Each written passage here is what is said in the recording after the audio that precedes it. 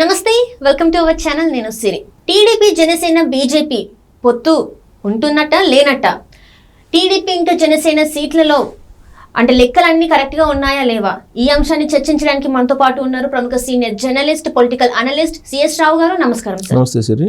Sir, ఇన్ని రోజులు అనుకున్నారు జనసేన టీడీపీ ఇంకా బీజేపీ పొత్తుతో వెళ్తుందని చెప్పేసి, కానీ ఇప్పుడు చూస్తున్నట్టు ఆ పొత్తు ఉండదేమో అనిపిస్తుంది. ఇంకొకటి ఏంటంటే ఇప్పుడు టీడీపీ జనసేన పొత్తులో వెళ్తున్నారు కాబట్టి ఆ సీట్లు కూడా వాళ్ళ ఒక కొలికి వచ్చాయా లేదా, అసలు ఏంటి సార్?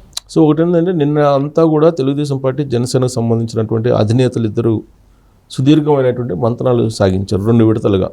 ఫస్ట్ మధ్యాహ్నం సుదీర్ఘంగా దాదాపు 2.5 గంటల సేపు కూర్చొని వాళ్ళు మాట్లాడుకోవడం జరిగింది. ఆ తర్వాత రాత్రి మళ్ళా ఒక 40 నిమిషాలు మాట్లాడుకొని ఒక అభిప్రాయానికి రావడం జరిగింది. దీని మీద రకరకాలుగా వినిపిస్తుంది. అసలు పొత్తులో ఎన్ని షేరింగ్ వచ్చేటువంటి అవకాశం ఉంది జనసేన పార్టీకి, ఎన్ని ఇచ్చేటువంటి అవకాశం తెలుగుదేశం పార్టీ, ఇలా రకరకాలుగా చర్చ జరుగుతోంది.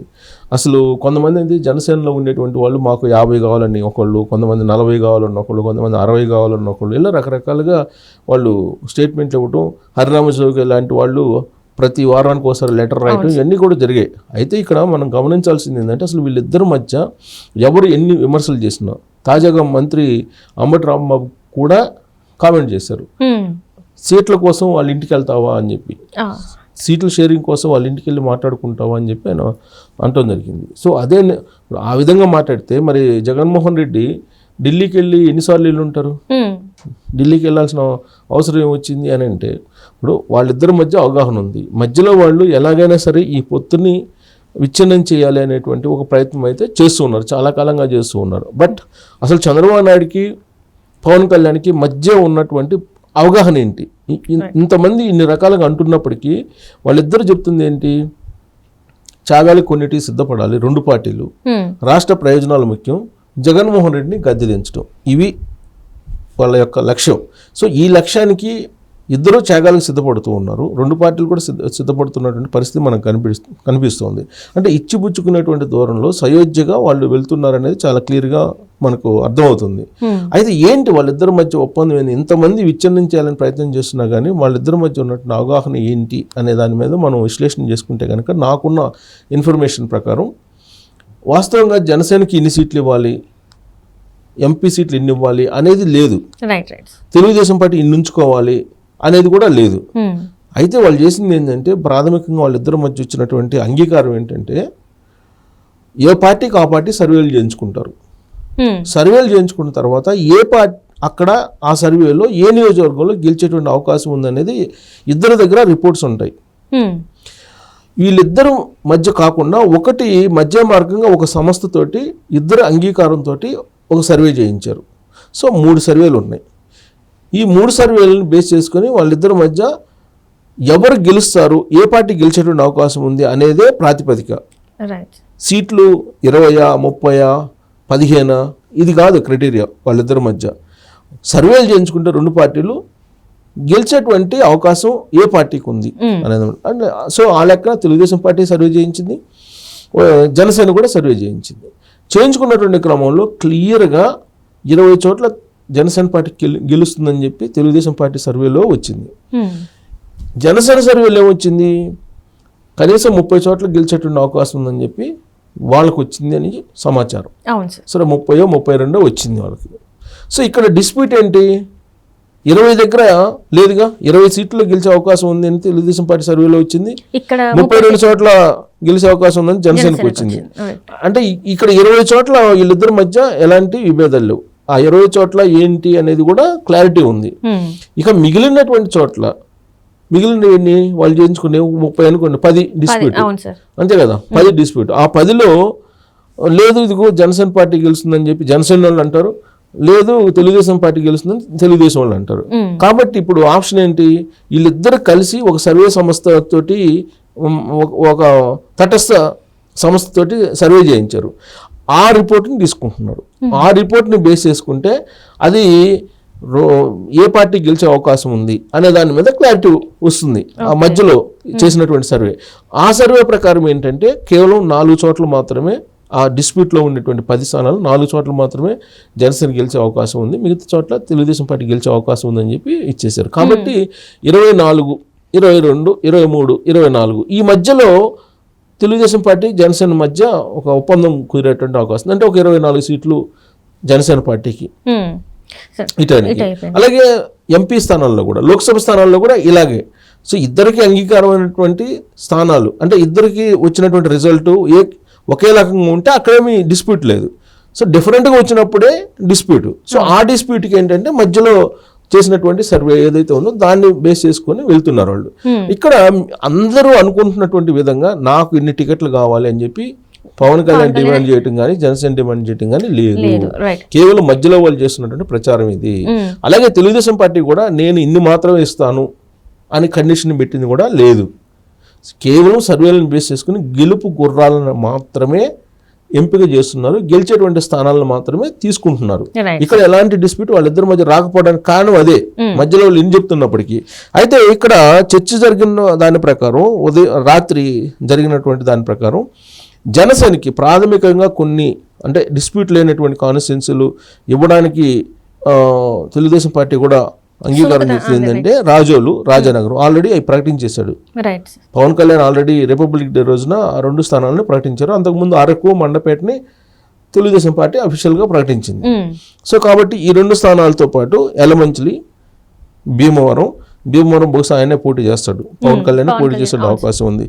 నర్సాపురం, పోలవరం, తర్వాత విజయవాడ వెస్ట్, దాంతోపాటు తెనాలి, అక్కడేమో నాదెండ్ల మనోహర్ ఉన్నాడు, తెనాలి, దర్శి, ప్రకాశం జిల్లా దర్శి, కాకినాడ రూరల్. ఇవి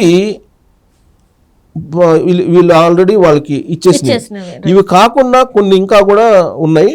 అయితే జిల్లాల వారీగా మాకు కొంచెం ఉత్తరాంధ్రలో ఎక్కువ కావాలి అనేటువంటి డిమాండ్ ఏదో మాకు ఇంకా పాజిటివ్గా ఉంది, ఉత్తరాంధ్రలో కొంచెం ఎక్కువ ఇవ్వాలని చెప్పి పవన్ కళ్యాణ్ ఏదో అడిగినట్టు తెలుస్తుంది.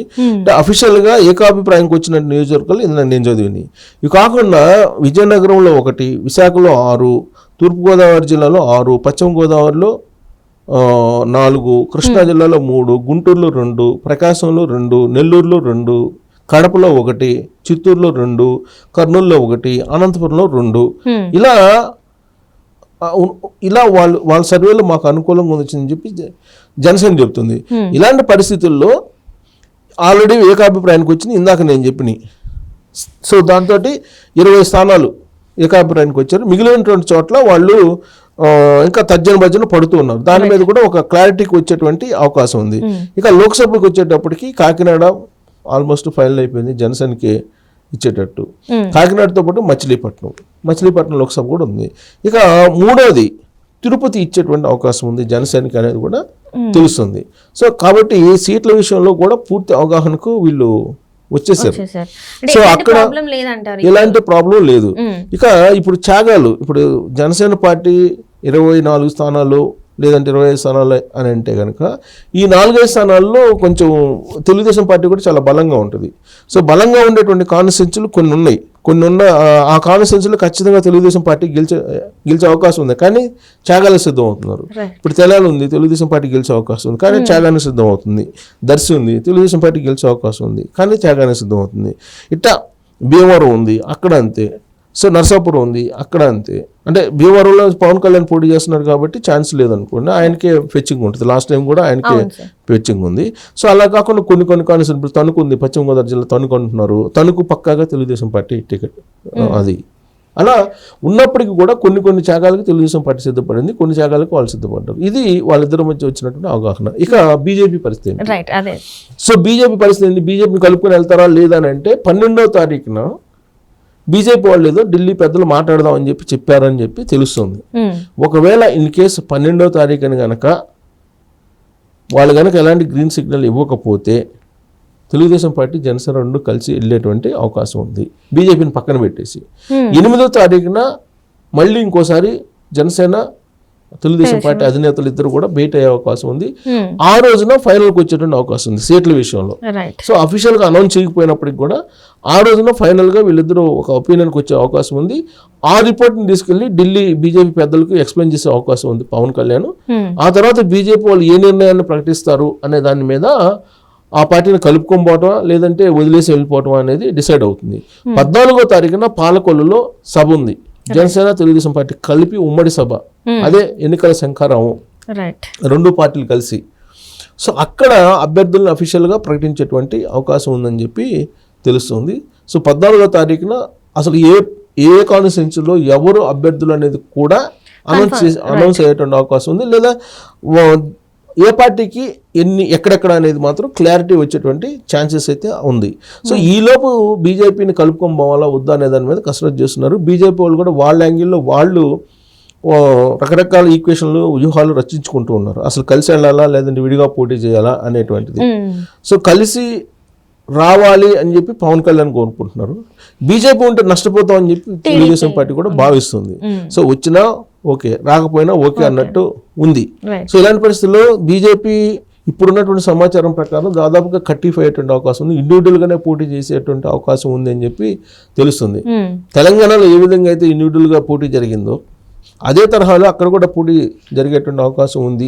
అంటే తగిన అభ్యర్థులు ఉంటారా సార్ మరి అక్కడ ఏపీలో చేస్తా? అంటే ఆల్రెడీ ఇక్కడ చూసాము మనం, చాలా తక్కువ సీట్లు వచ్చాయి. సో అక్కడ అయితే అసలు ఉనికి లేదు బీజేపీకి, చాలా కష్టం. సో అట్లాంటి ప్లేసెస్ లో అంటే అభ్యర్థులు దొరికి నిల్చొని గెలిచే అవకాశం ఉందంటారా? సో అంటే వాళ్ళు అడుగుతున్నటువంటి బలానికి మించినటువంటి డిమాండ్ చేస్తున్నారు.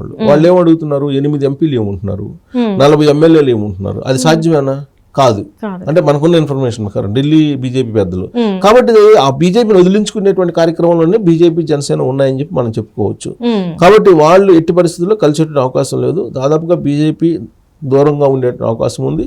వాళ్ళు ఇండివిజువల్గా పోటీ చేస్తారు. ఇండివిజువల్గా పోటీ చేస్తే వాళ్ళకి 100 కన్నా తక్కువ వస్తాయని వాళ్ళకి తెలుసు. కానీ వాళ్ళు ఇండివిజువల్గా పోటీ చేసి ఇండైరెక్ట్గా జగన్మోహన్ రెడ్డికి సహకారం అందించేలాగా జనరల్గా ప్రయత్నం చేస్తారనేది ఏపీలో ఒక నడుస్తున్నటువంటి టాక్. ఎందుకంటే 2019లో కూడా నడిచింది. ఇప్పటి వరకు కూడా జనసేన కాదని వైఎస్ఆర్ కాంగ్రెస్ పార్టీకి అనేక సందర్భాల్లో మద్దతు పలికినటువంటి సందర్భాన్ని మనం చూసాం. కాబట్టి ఇండైరెక్ట్గా జగన్మోహన్ రెడ్డిని గెలిపించడానికి కొంచెం ప్రయత్నాలు చేయొచ్చు. అందులో భాగంగా ఈ కూటమితో కలిసేటువంటి అవకాశం ఉండకపోవచ్చు, ఉండేటువంటి అవకాశం లేదు. ప్లస్ చంద్రబాబు నాయుడు కూడా అసలు బీజేపీ తోటి కలవకుండా ఎలక్షన్కి వెళ్ళటానికే ఆయన సిద్ధపడుతూ ఉన్నారు. వాళ్ళు పెట్టేటువంటి డిమాండ్లు అవి అసలు సాధ్యపడేది కాదు. 8 ఎంపీలు 40 మంది ఎమ్మెల్యేలు అంటే అది అసలు సాధ్యపడేది అవకాశం లేదు. లేదంటే వాళ్ళు ఒక 2 ఎంపీలకు ఆ తర్వాత ఒక 4 ఎమ్మెల్యేలకు ఒప్పుకుంటే సాధ్యపడుతుంది. బట్ 40 ఎక్కడ, 4 ఎక్కడ? సో కాబట్టి వాళ్ళు పెట్టేటువంటి డిమాండ్కి ఇది అయ్యేది కాదు. దాదాపుగా బీజేపీ ఇండివిజువల్గా పోయే అవకాశం ఉంది. జనసేన తెలుగుదేశం పార్టీ మాత్రమే కలిసి వెళ్ళేటువంటి అవకాశాలు కనిపిస్తున్నాయి. దాదాపు బీజేపీ తోటి కట్టిఫై అయినట్టు అని చెప్పి మనం విశ్లేషణ చేసుకోవచ్చు. Right sir, right. Thank you so much sir. Thank you.